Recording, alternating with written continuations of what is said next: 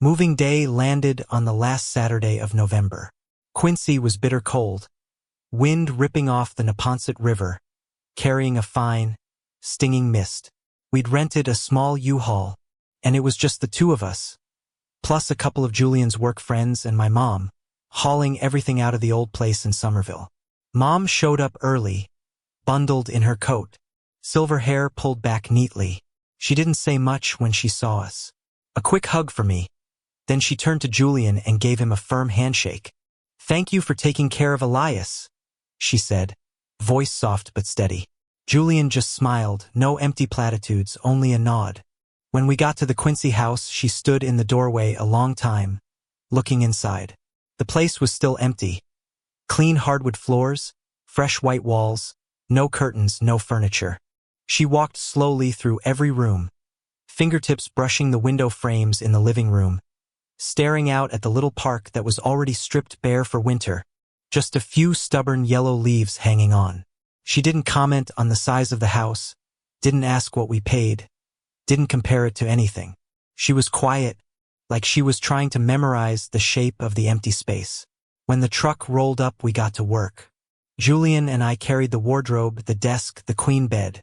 Mom helped, quietly stacking boxes of books in the bedroom, wiping non-existent dust off the kitchen shelves. She moved deliberately, carefully, the way someone handles things that matter. I caught her pausing over the box of my old textbooks, econometrics, data analytics, a couple of newer ones on independent consulting I'd bought recently. She picked one up, flipped a few pages, then set it down gently. By noon, we stopped for sandwiches from the corner deli. Mom sat at the old wooden kitchen table we dragged along, looking around. She was quiet a long time, then spoke so softly it was almost a whisper. "I'm proud of you, Elias." I was mid-bite. I stopped. Not because I was surprised, I knew she was proud, but because of how she said it. No volume, no big swell of feeling, just plain truth, like she'd been carrying the sentence inside her chest for years. I turned away, pretended to inspect a cabinet, wiped a non-existent smudge. Julian sat across from us, watching me, then watching her. He didn't speak, just gave her a small nod, the kind that says, "I hear you, I get it." Late afternoon, everything finally in place.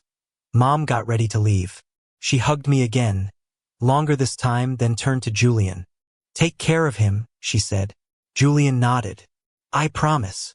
After she drove off, the house went still. We stood in the middle of the living room, surrounded by the last cardboard boxes, footprints already marking the clean floor, big windows looking out at a dark park. The place wasn't furnished yet. Just the bed, the dining table, the beat-up sofa, but it already felt like home. That night, we didn't sleep in the bed. We hadn't finished assembling the frame, so we just threw a thin mattress pad on the bedroom floor. We lay down, backs against it, staring up at the plain white ceiling.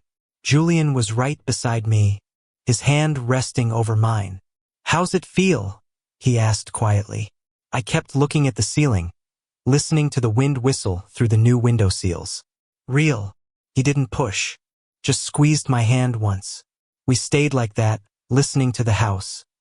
The creak of the hardwood when the wind hit, dry leaves scraping across the park, distant cars on Quincy streets. No curtains, so the streetlights spilled in, catching the tired lines of his face. Exhausted but calm. I thought about Mom, showing up for one single day of heavy lifting, asking for nothing, offering no advice, only pride. I thought about Julian, the guy who'd carried boxes with me, who'd crunched numbers for the down payment, who was lying on this bare floor beside me. And I thought about myself.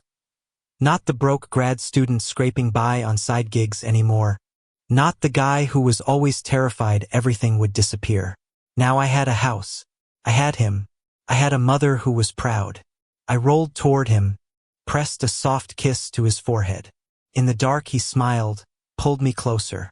We fell asleep like that, on the floor of our new house, in a bedroom with no curtains, under a clean white ceiling, because this was ours. And for the first time, I really felt like I'd come home. Julian started changing noticeably right after the first week of December. Nothing dramatic, just small things piling up. He came home later, stopped telling client stories with that old spark in his voice. Instead, he'd walk through the door, peel off his coat slowly, hang it up, then head straight to the kitchen without a word.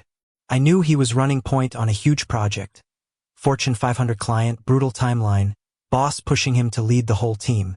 He'd been excited when he landed it. Now it was grinding him down. That Thursday he didn't get in until almost 11. I'd eaten hours earlier. Grilled chicken sitting cold on the plate, salad untouched. I was at the kitchen table with my laptop, pretending to review numbers for the firm I wanted to start, but really just waiting for him. Door opened. Julian walked in, hair messy, dark circles, dress shirt wrinkled to hell. He didn't speak, kicked off his shoes, came into the kitchen, then slid down to the floor, back against the fridge, legs stretched out, staring at nothing. I closed the laptop, stood up, didn't ask how his day was, didn't ask why he was so late, just went to the fridge, pulled out a pack of instant noodles, heated them in the microwave. When they were done, I set the bowl in front of him and sat down on the floor too, shoulder to shoulder, both of us leaning against the cold appliance. He looked at the noodles, then at me. No smile, no thank you. Just picked up the chopsticks and ate slowly. We sat in silence. Chopsticks tapping the bowl, fridge humming, winter wind whistling through the window cracks. No music, no TV. Just two guys on the kitchen floor eating cooling noodles. When the bowl was almost empty, he finally spoke. Voice rough, worn thin. I don't even know what I'm running toward anymore. He set the bowl down, tipped his head back against the fridge, eyes closed. No tears, no anger, just a quiet, honest sentence, the kind you hold inside until it hurts to keep it. I didn't answer right away, just scooted closer so our shoulders pressed harder. I knew he didn't want platitudes right then. No, you've got this, or just rest. He only needed someone to stay, to listen without fixing. After a long minute, he opened his eyes, looked at me. This project, client wants perfection in 6 weeks. 10-person team, but everything lands on me in the end. Boss says, Julian, your lead, you own it. I can handle it. I just don't know why I'm still pushing. To prove something to my dad? To pad the resume? Or because I'm terrified if I stop, it'll all collapse. I stayed quiet, just reached over and laid my hand on his. He squeezed back, like he was holding on so he wouldn't drift away. I used to think work was everything, he went on. But now I come home, see you waiting, see this house we bought together, and I wonder, if I burn out so bad I can't even walk through the door anymore, then what the hell is all of it for? I turned, met his eyes. You don't have to run it alone. If you're done, we stop. We recalibrate, like we always do. He nodded slowly, not instant agreement, just acknowledgement that I meant it. We sat there a while longer, kitchen floor freezing, but our shoulders warm. Then he stood, rinsed the bowl. I wiped the table. We didn't mention work again. That night we went upstairs. Julian lay down first, opened his arms. I slid in, head on his chest. He held me tighter than usual. I could hear his heart, faster than normal at first, then slowing as his breathing evened out.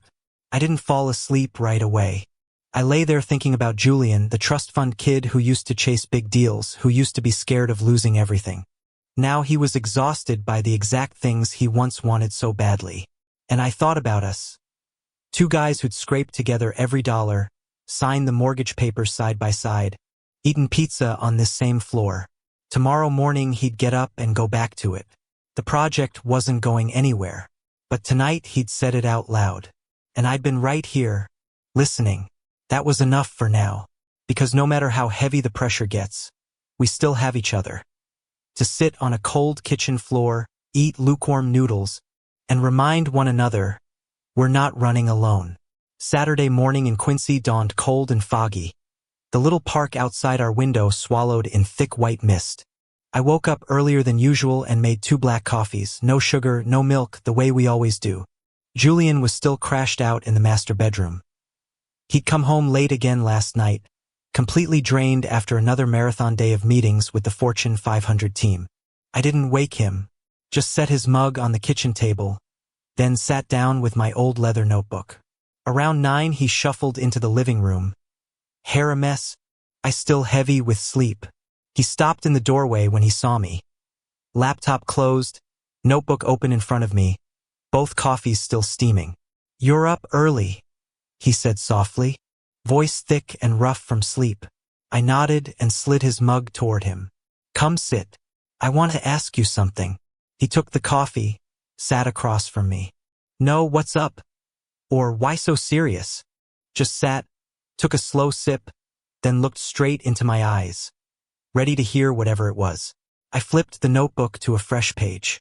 I'd already written the question I needed him to answer. I didn't look down at the paper. I looked at him. "What do you actually want from this job? Not what your dad wants. Not what looks good on a resume. Not what proves you've changed or makes up for the years before. Just you. What do you want?" The question hung there between us. It wasn't an easy one. Not "Are you tired?" or "Do you want to quit?" This one cut deeper, forced him to look inside without anyone else's lens. Julian stayed quiet a long time. He set the mug down, fingers tightening around it, eyes drifting to the window. I didn't push, just waited. Almost 2 full minutes passed before he spoke. Voice low, almost like he was talking to himself. "I used to think the job was everything. Make partner, close huge deals, get my name on some Forbes 30 under 30, or at least get a nod from my dad. Then I thought it was about proving I wasn't just the trust fund kid anymore. Then I thought it was about keeping you, showing you I'm reliable, so you wouldn't have to worry alone." He paused, let out a small breath. "But now, I'm tired of chasing things that aren't mine. This Fortune 500 project, it's big, it's prestigious, it'll look killer on paper. But I don't like it. I don't like sitting in 8-hour meetings arguing about KPIs. I don't like clients asking, 'What's the ROI next quarter?' Instead of, 'Will this actually help people?' I like working with startups, small, messy companies with wild ideas where things can still shift. I like building from zero the way we did on that VC project freshman year. I like feeling like I'm creating something that actually matters, even if it's small." He looked at me then, no dodging. "I want a job that gives me time to come home earlier. Time to sit on the kitchen floor with you eating cold noodles and updating spreadsheets. Time to think about your firm, help you, instead of racing deadlines just to prove I'm good enough. I want to live honestly, not live for someone else's approval." I listened to every word, didn't interrupt. When he finished, I just gave a small nod. "Thank you for saying it out loud." He gave a tired, relieved half-smile. "You asked it straight. I couldn't bullshit my way out." We sat there a while longer. Coffee cooled. Outside, weak sunlight started cutting through the fog and spilling into the kitchen. Julian got up, refilled both mugs, sat back down. "So now what?" he asked. I met his eyes. "You decide. If you want to pivot, move towards startups. Less money but closer to what actually lights you up. I'm in. We can recalibrate the budget. House is ours, mortgage is shrinking. We don't need to chase the highest paycheck anymore." He nodded slowly. "I'll talk to my boss next week. No more projects like this. I'll ask to switch to the startup strategy team. Salary might drop 10-15,000. Bonus will be smaller, but I'll get home earlier. And I won't be this burned out." I reached across the table, laid my hand over his. "You deserve work that feels like yours. Not for me, not for anyone else. For you." He squeezed my hand back, didn't say anything more, just sat there, fingers laced with mine, watching the sunlight grow stronger outside. 2 hours slipped by like that, no rush, no detailed 5-year plan. Just a normal Saturday morning where he told the truth and I listened. He told his boss the following Monday morning. Not in some closed-door performance review, just a quick conversation at the office pantry while they both poured coffee. He told me about it that night while we sat on the Quincy kitchen floor again. Backs against the fridge, 2 cold coffees on the table between us. I said, "I want to move to the startup strategy team. The Fortune 500 stuff isn't the direction I want long-term. I like working with smaller companies where ideas are still flexible, where I can actually make real impact instead of just optimizing KPIs. He was surprised, not mad, just asked, "You sure? Salary and bonus will take a hit. Partner track will slow down." I told him, "I'm sure. I want work that fits me, not work that fits my resume." His boss was quiet for a second, then nodded. "Okay, I'll move you next month. But you've got to finish handover on the current project in 3 weeks." When Julian finished telling me, he leaned his head on my shoulder. No victory fist pump, no big celebration. Just a long, relieved exhale, like he'd finally dropped a backpack he'd been carrying way too long. That night, we didn't cook anything fancy. Just reheated leftover noodles and ate them slowly on the floor. He told me about his dad too. He'd called ahead to give him a heads up. Mr. Hargrove didn't say much. Went quiet when he heard about the pay cut and slower track. Then all he said was, "If you're sure, I won't interfere." Not enthusiastic support, not harsh pushback, just acceptance from a man who spent his life measuring everything in numbers, but this time chose not to measure his son that way. Julian looked at me, eyes brighter than they'd been in weeks. "I feel lighter. No more feeling like I have to chase something that isn't mine. I'll get home earlier, have time to think about your firm, help you pitch clients." I nodded, rested my hand on his. "You already look different. Not that bone-deep exhaustion anymore. Now you're just tired from doing real work, not from running after something that doesn't belong to you." He smiled, a real one, no strain.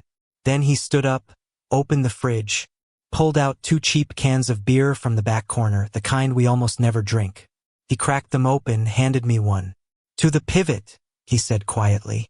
We clinked cans, the soft metallic sound echoing in the quiet kitchen. No champagne, no party.